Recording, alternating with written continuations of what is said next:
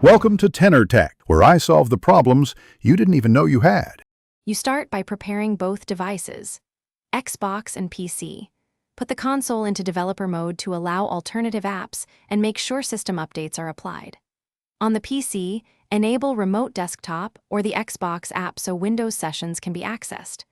Once done, connect input devices you will use and choose Ethernet when possible for lower latency. Wireless works, but expect higher lag. You're setting the foundation, so the next steps won't fail due to network or permissions. Now you install and configure the connection software. On the PC, sign into the Xbox app or remote desktop and verify Windows sharing is enabled. This gives the Xbox permission to stream or host a session. On the console, use the Store app or developer mode sideload tools to run the client that receives Windows. Once connected, set display resolution to 16:9, tweak bitrate for your bandwidth, and map controller buttons so input feels natural. Make these adjustments before heavy use.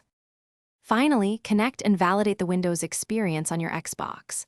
Launch the session and test controller input, keyboard/mouse, audio sync, and video clarity. Look for frame drops or audio lag.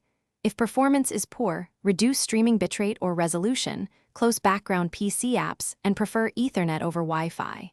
Once done, reboot both systems and recheck firewall or network sharing if you can't connect. If problems persist, reinstall the client or developer tools. These steps fix most connection and compatibility issues. Thanks for watching. Subscribe to keep your life in tune.